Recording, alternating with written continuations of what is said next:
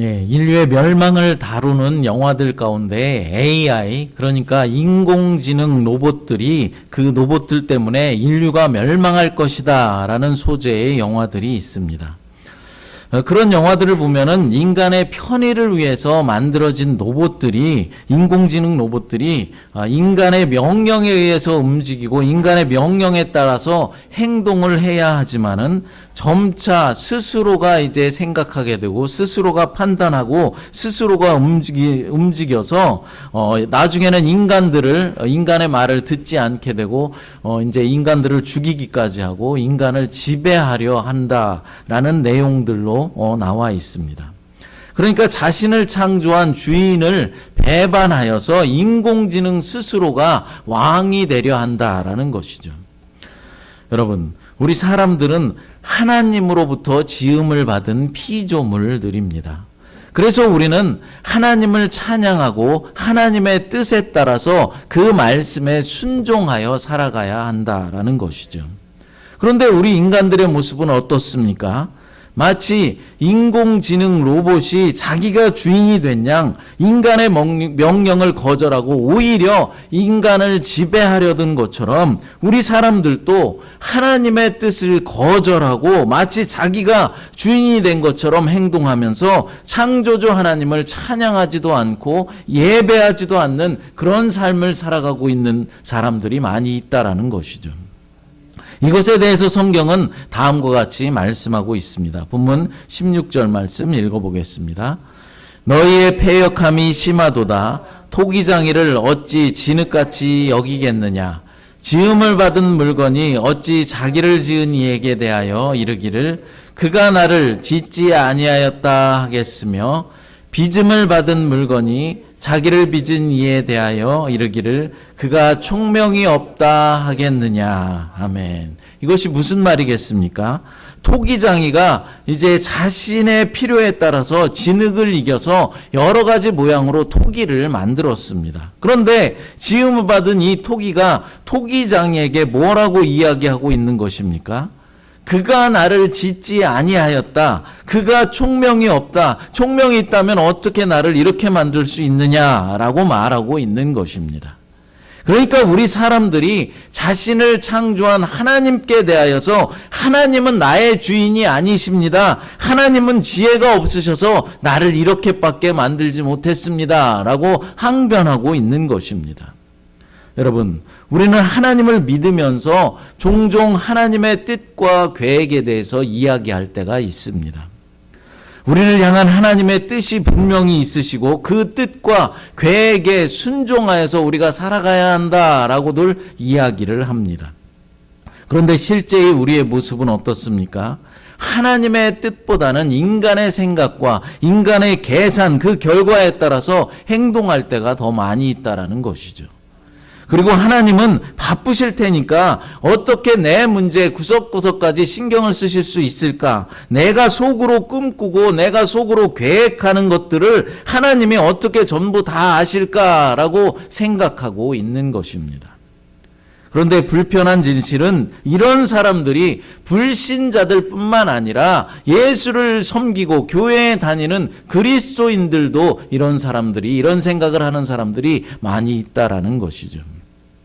차라리 불신자들은 어떻습니까? 대놓고 하나님은 내 주인이 아닙니다 라고 이야기를 할 것입니다. 하지만 겉으로는 하나님을 믿고 신뢰한다 라고 말하면서 속마음으로는 하나님의 역사하심과 섭리하심을 믿지 못하는 그런 신자들도 많이 있다라는 것이죠. 이런 사람들을 일컬어서 실천적 무신론자다라고 말합니다.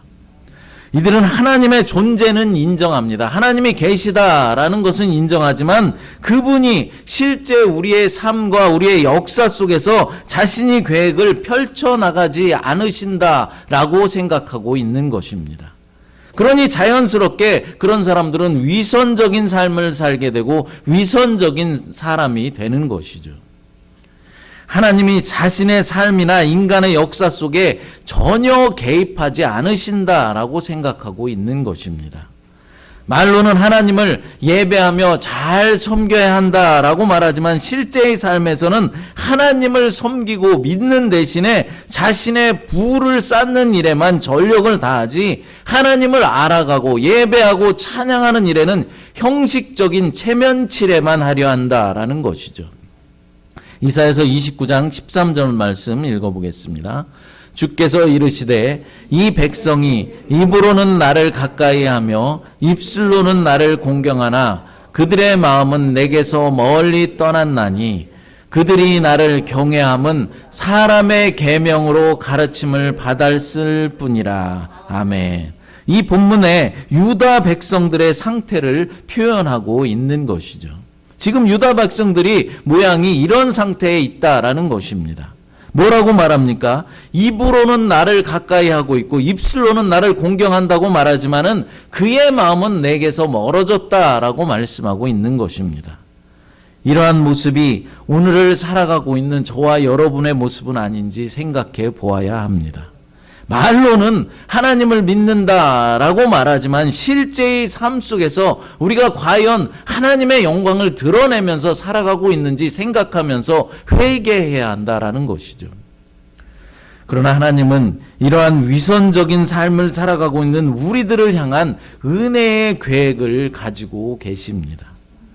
우리를 죄에서 돌이키게 만들고 그리고 다시 하나님 백성으로서의 삶을 살아가도록 하기 위한 놀라운 계획을 가지고 계시다라는 것이죠. 오늘 본문 가운데도 유다 백성들을 향한 하나님의 놀라운 계획이 있다는 것을 보여주고 있습니다. 그 놀라운 계획은 바로 하나님의 백성들에게 행하실 새 일이라는 것이죠. 그럼 새 일은 무엇을 말하는 것일까요? 하나님의 말씀을 거역하고 온갖 우상들을 숭배하고 위선적인 그런 믿음 생활을 했던 이스라엘 백성들은 이제 바벨론의 침공을 받아서 예루살렘 성은 완전히 함락되게 되고 그리고 많은 유다 백성들은 바벨론의 포로로 잡혀가서 고통받는 삶을 살아가게 되었습니다. 그런데 이제 때가 차면은 그 포로 생활의 고통 가운데서 벗어나서 다시 예루살렘 성으로 귀환하게 될 것인데 그것이 바로 하나님이 계획하신 새 일이라는 것이죠. 바벨론 포로 생활은 유다 백성들을 하나님의 품으로 다시 돌아오게 하기 위한 하나님의 계획이었습니다. 실제로 유다 백성들은 포로 생활을 통하여서 위선적인 믿음이 완전히 해결되었고 포로 생활에서 돌아온 그들은 다시는 우상 숭배를 하지 않았습니다. 이러한 하나님의 새 일은 세상에 변화를 가져다 줍니다. 어떤 변화를 가져다 줄까요? 본문은 1차적으로 바벨론 포로 귀환으로 해방을 맞이하게 될 이스라엘 백성들에 대한 예언을 말씀하고 있지만은 2차적으로는 이 땅의 메시아, 그러니까 예수 그리스도께서 오시게 되면 일어날 변화에 대해서 말씀하고 있습니다. 더 나아가 현재를 살아가는 우리들에게는 다시 오실 예수 그리스도의 재림으로 인하여서 펼쳐질 하나님 나라의 궁극적인 변화에 대해서 이야기하고 있는 것입니다. 본문은 먼저 변화의 가능성에 대해서 이야기합니다. 본문 17절 말씀 읽어보겠습니다. 오래지 아니하여 레바논이 기름진 밭으로 변하지 아니하겠으며 기름진 밭이 숲으로 여겨지지 아니하겠느냐. 아멘. 울창하기로 유명했던 레바논의 숲이 무엇으로 변화된다라고 말합니까? 기름진 밭으로 변화되고 그 기름진 밭은 울창한 숲으로 변한다라고 말씀하고 있는 것이죠. 그러니까 이 말씀은 하나님의 능력에 한계가 없어서 하나님께서 마음만 먹으신다면 어떠한 일이든지 어떠한 기적이든지 행하실 수 있다라는 말입니다. 그렇습니다. 하나님께서 하시면은 안 될 일이 없는 것입니다.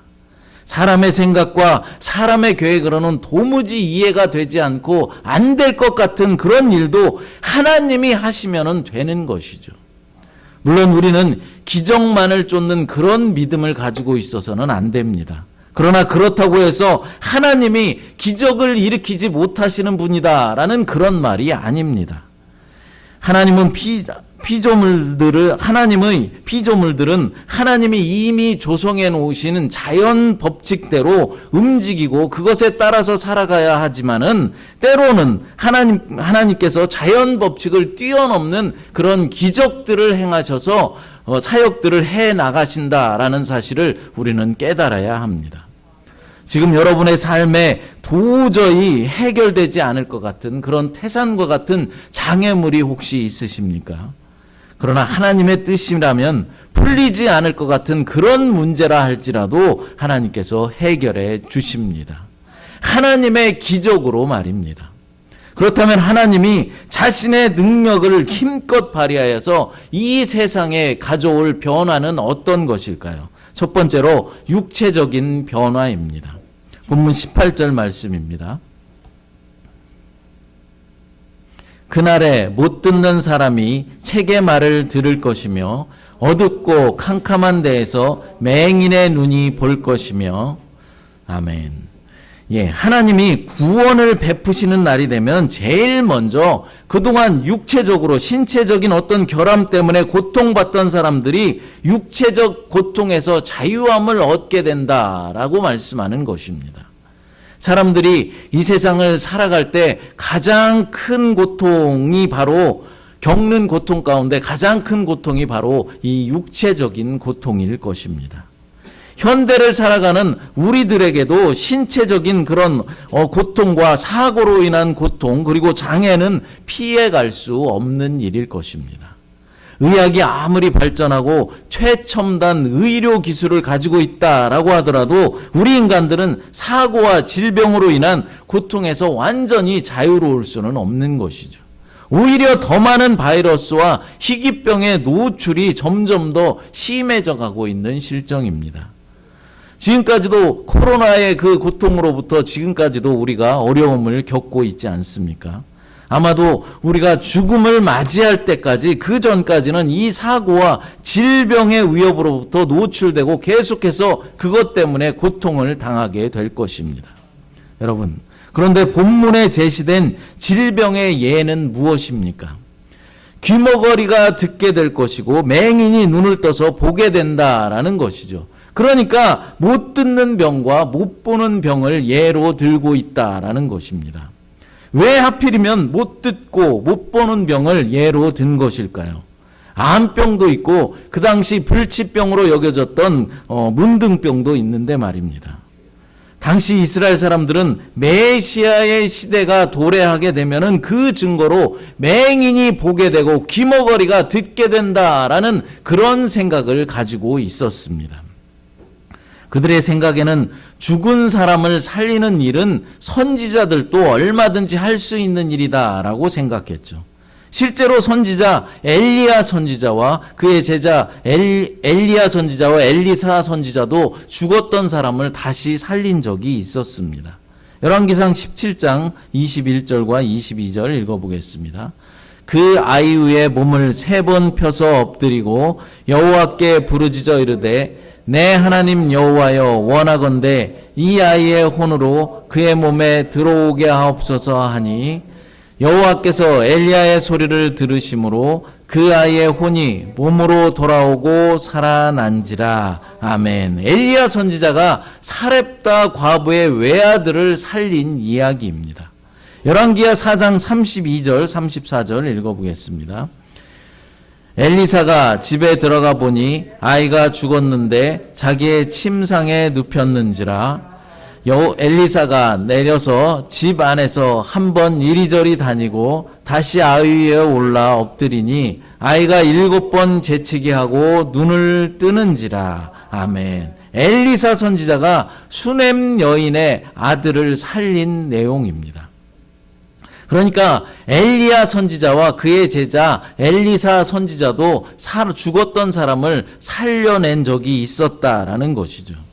그러나 구약시대 어느 곳을 구약성경 어느 곳을 찾아봐도 못 듣는 사람이 듣게 되고 못 보는 사람이 보게 된 그런 기록은 전혀 기록되어 있지 않습니다.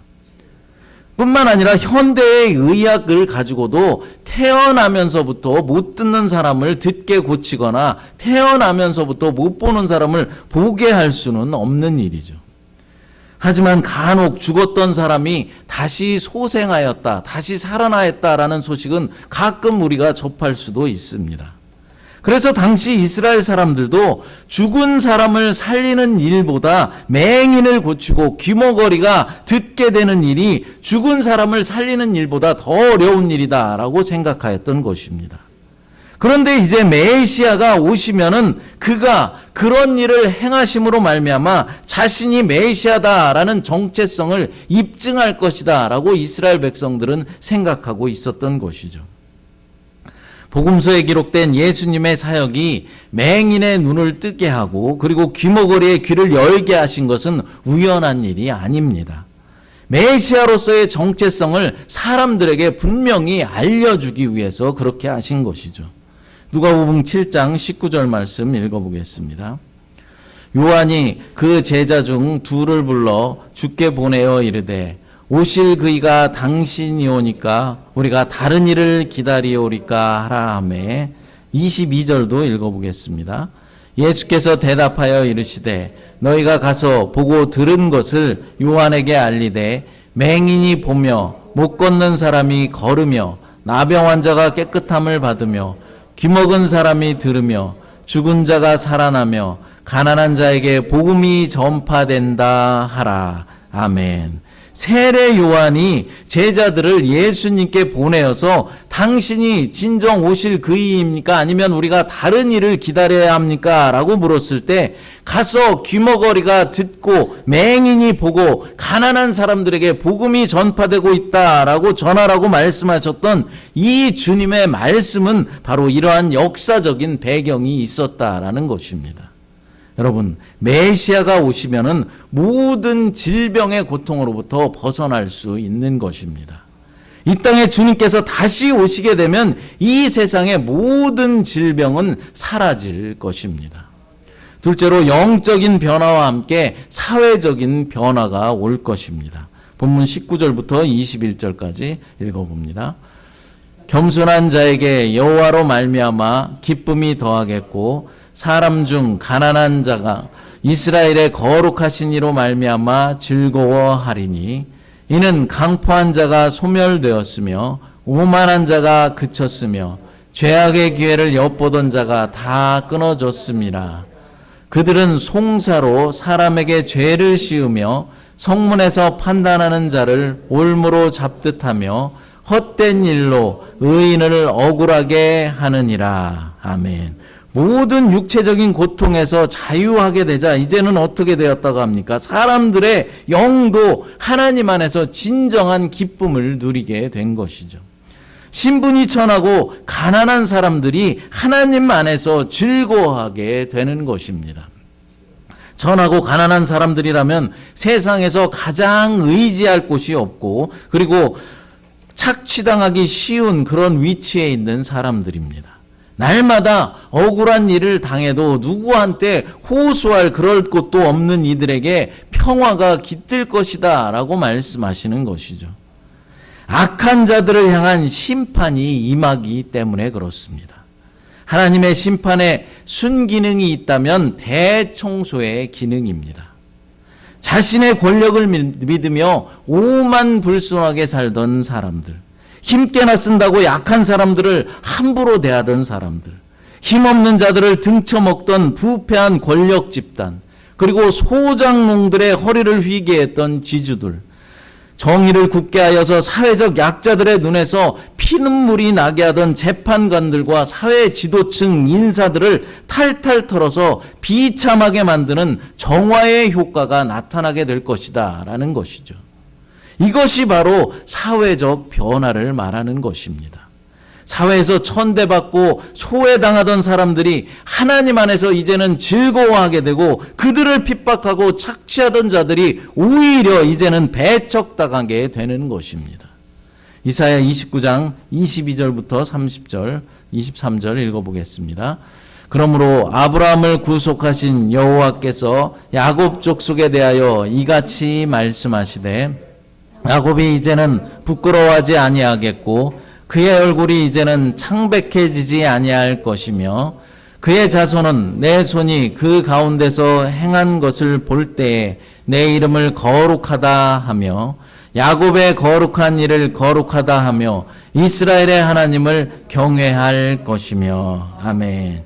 이방 민족들에게 수치를 당하던 하나님의 백성들이 이제 어떻게 된다고 말씀합니까? 명예를 회복하게 된다라는 것이죠. 죄악으로 인해서 심판을 받아서 부끄러워서 얼굴을 가리고 다니던 이 백성들이 고개를 들고 당당하게 걷게 될 것입니다. 이제 이스라엘 백성들은 과거의 잘못을 부끄럽게 여기며 겸손한 태도로 하나님의 이름을 부르면서 거룩하신 이스라엘의 하나님을 경외하게 되는 것입니다. 그들은 자신들의 공동체 안에서 일어나는 일들, 그 하나님의 손길, 곧 하나님의 심판을 경험하고 난 후에 하나님이 이스라엘을 초월하는 지극히 거룩하신 하나님이다라는 사실을 깨닫는 그런 영적 각성에 이르게 되는 것입니다. 하나님의 심판이 가져오는 또 다른 유익은 바로 영적인 개안이 온다라는 것이죠. 무슨 말이겠습니까? 혼란스러운 일을 경험하면서 도대체 하나님의 뜻이 무엇인지 몰라서 고민스러워하던 사람들, 그리고 혼란하고 혼탁한 일들 가운데에서 하나님이 도대체 어떻게 당신의 뜻을 드러낼 것인가 하면서 마음이 수척해가던 그런 사람들, 왜 우리에게 이런 일들이 일어나는 것인가 하고 괴로워하면서 번민했던 사람들, 심지어는 지금 겪는 고통에 대해서 하나님을 원망하던 사람들 등등 모두가 하나님의 심판을 통해서 이제는 하나님이 하나님 되심을 다시 한번 발견하는 영적 개안의 그런 시간을 경험하게 된다라는 것입니다. 하나님이 하나님 되심을 믿는다는 것은 그럼 무엇이겠습니까? 그분이 만유를 붙들고 계시는 분이고 만물을 움직이고 통대하시며 인간의 역사를 주관하고 계시는 분이다라는 사실을 고백하는 것입니다. 그래서 우리가 무슨 일을 당해도, 어떠한 일을 당해도 그것이 도무지 믿기 어려운 불같은 시련과 폭풍과 같은 환난이라 할지라도 모든 것이 하나님의 손안에 있다는 사실을 믿어야 하는 것이죠. 그런 믿음을 가진 자는 결코 무너져 내리지 않을 것입니다. 세월 지나갈수록 의지할 것뿐일세. 무슨 일을 당해도 예수 의지합니다. 우리가 불렀던 찬송가 543장의 가사의 내용의 의미가 바로 이 뜻이라는 것입니다. 그렇습니다. 그날이 이르게 되면은 하나님 안에서 더 없는 기쁨과 한없는 즐거움이 찾아올 것입니다. 그러므로 오늘의 고통을 인내하며 하나님의 도우심을 날마다 간구해야 하는 것이죠. 그런데 여러분, 이러한 변화를 경험하려면 무엇이 우선되어져야 하겠습니까? 우리의 교만의 문제가 해결되어야 하는 것입니다.